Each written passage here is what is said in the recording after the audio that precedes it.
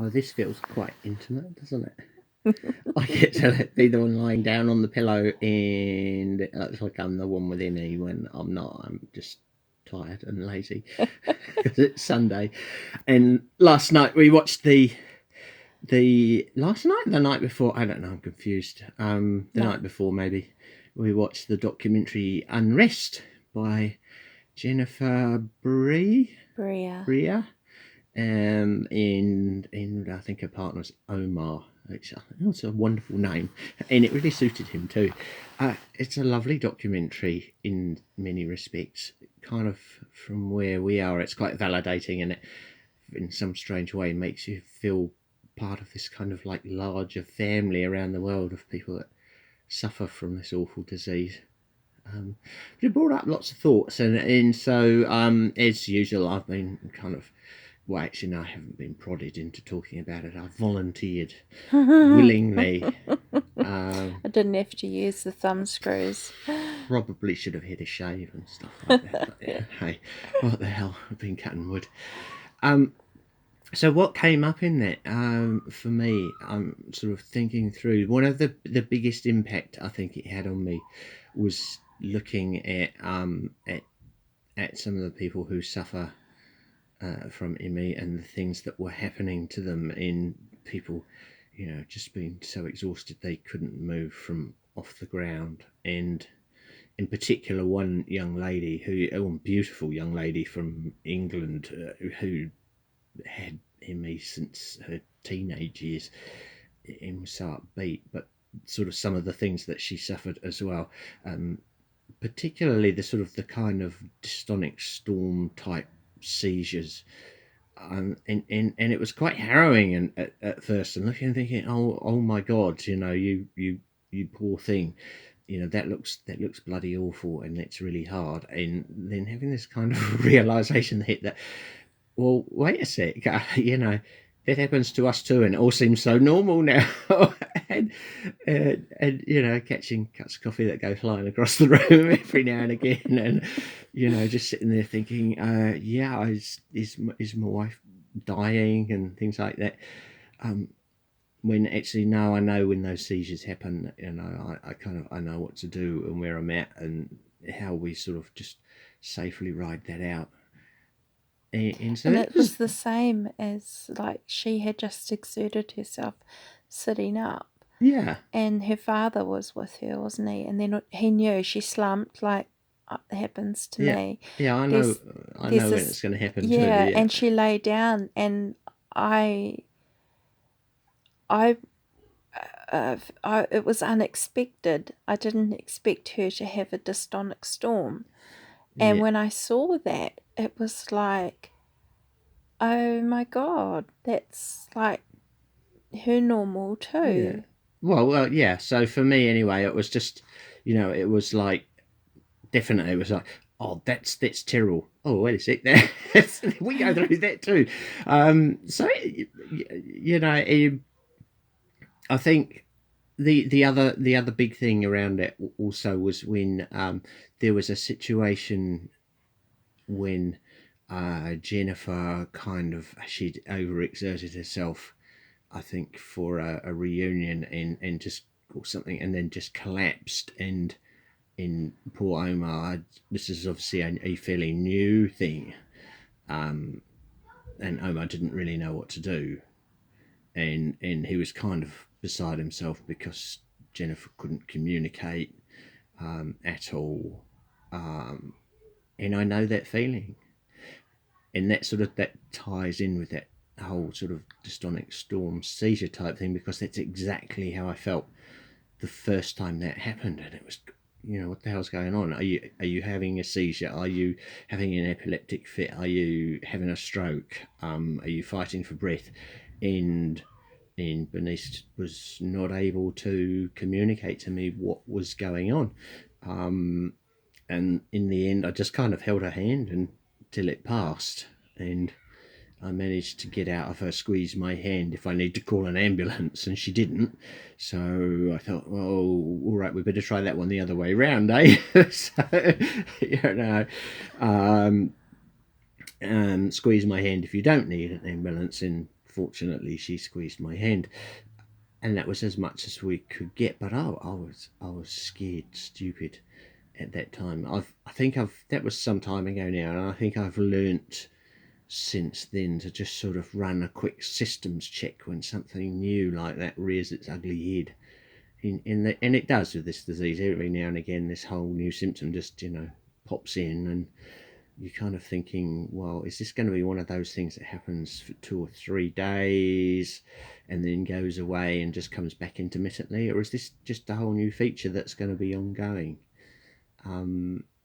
So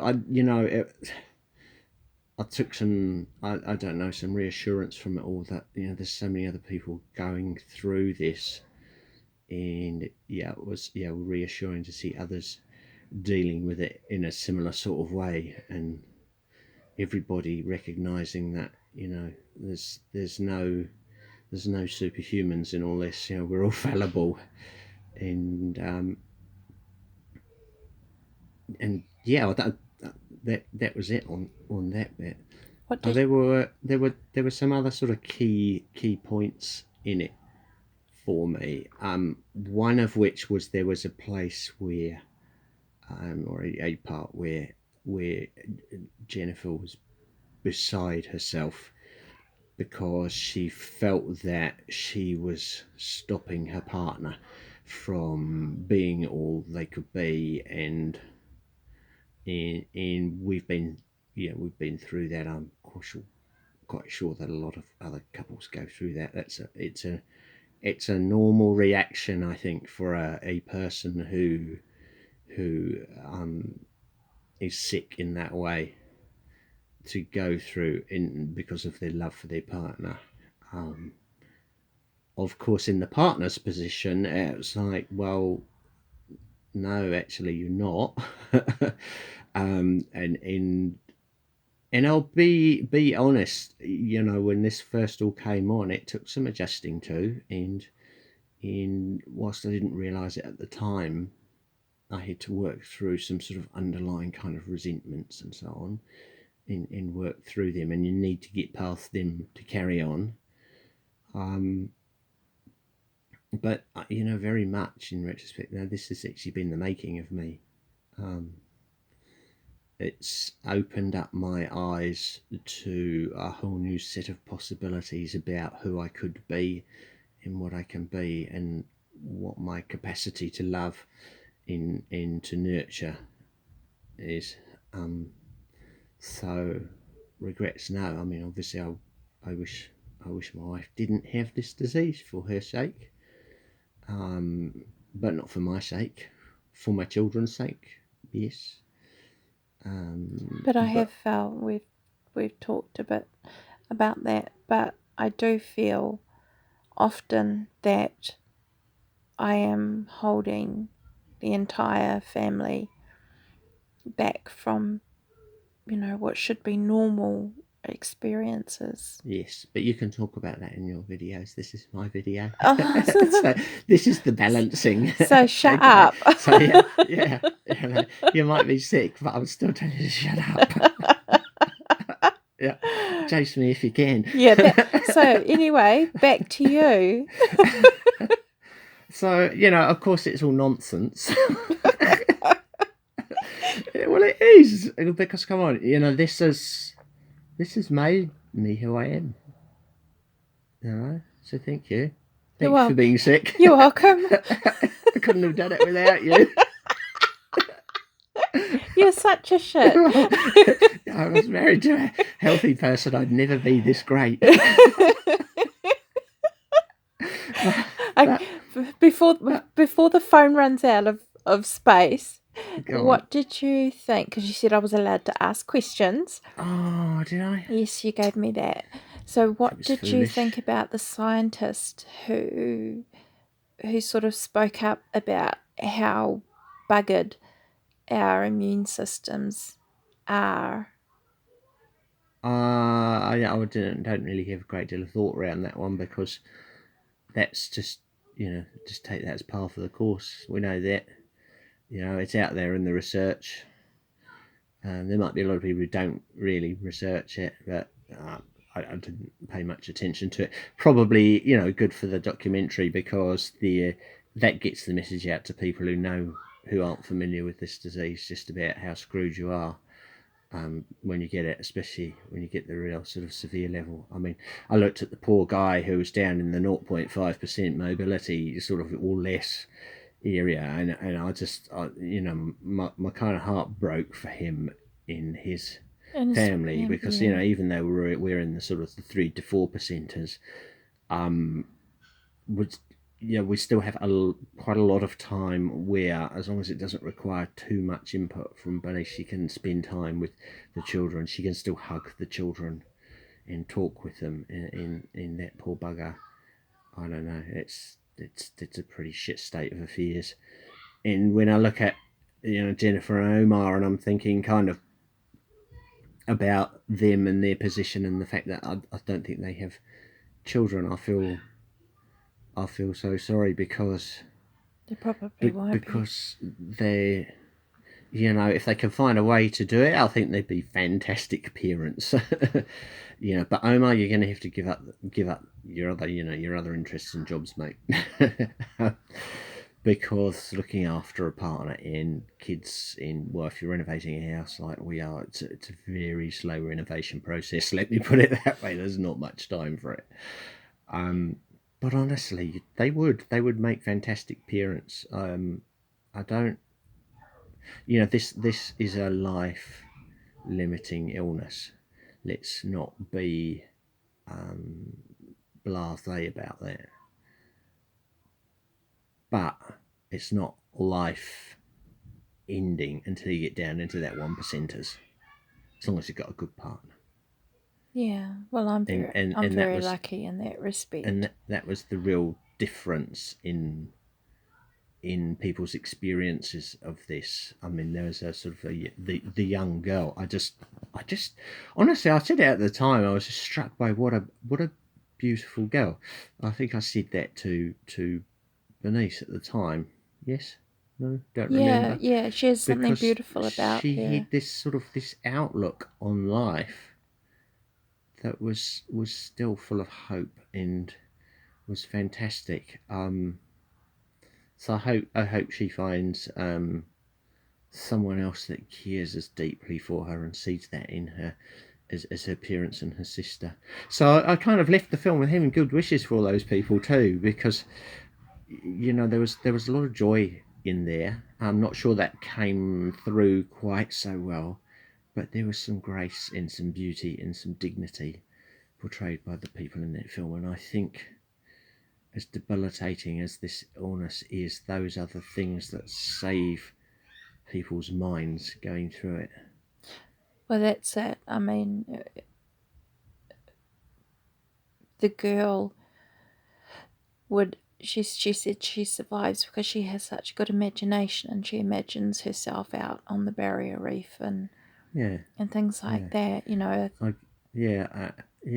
get that. I can understand that. But that poor man who can't be touched, can't see or hear. Yeah, you kind of, at that stage, you do begin to wonder whether it's worth it. But, equally, it has to be, because you've got to hang on and kind of hope that there might be a cure. But I do know that an awful lot of people don't and can't do that, and they just can't do it anymore. I understand that. I do understand that. I get it. Yeah. Seeing what you have to go through, because don't forget, there was a 40-minute, whatever, no, 1.5 hour, I'm not sure, documentary film about living with ME. Well, that that's those symptoms and so on. They happen all the time, and they happen daily, and some of them just weekly or monthly. But and some of them are constant, and to live your life like that, I was just. Takes a great deal of strength and resilience and honesty and grace, and definitely some grace and dignity. Yeah. So I really enjoyed it. I wasn't expecting to be honest, but I was thinking, it's a documentary and it's not about Egypt and things like that and stuff that really interests me. But then I sort of realised and remembered that actually ME does really interest me, and I love looking up about the research and so on. And I love finding fault with various governments around the world and their useless approach to it, which, you know, is something every country has in common. The bloody Denmark, was it? Yeah. You know, Scandinavia, I thought, was one of the most, you know, kind of open, socially forward regions of the world, Well, and like, they're bloody socially retarded when it comes to ME. no, Denmark was, but Norway is leading an area of research, so you can't. No, I'm not saying all of Scandinavia. I'm saying Denmark. That Piers Fink or whatever his name was. Oh, Taking so away that honestly, child and putting her in just, hospital for 2 years. You know, I know that hindsight is a great thing, but really, what were you thinking? What in this day and age, you know, it's the 21st century. Catch up. Yeah. Definitely catch up, and the rest of the world catch up to where these is sort of, you know, where the research is and the science is, and get rid of this idea that this is a mental disorder. It's not. You know, there's plenty of physical things in there that are triggering this. So, yeah, just catch up. Really. Yeah. Well, that's been a big part of this process with Jennifer making this documentary, which has won many awards around the world. And by, you know, you and I doing our little bit to tell it how it is, because without that noise, there's no money for funding. No one's interested. Yeah. Well, okay. There we go. I can't think of anything else to say now. Okay. I could pull funny faces. No, don't. Like. It's all right. Save it for the kids. Okay, so they might be watching this. Are you done? Yeah. Are you sure? Bye. Okay, we're done. Bye.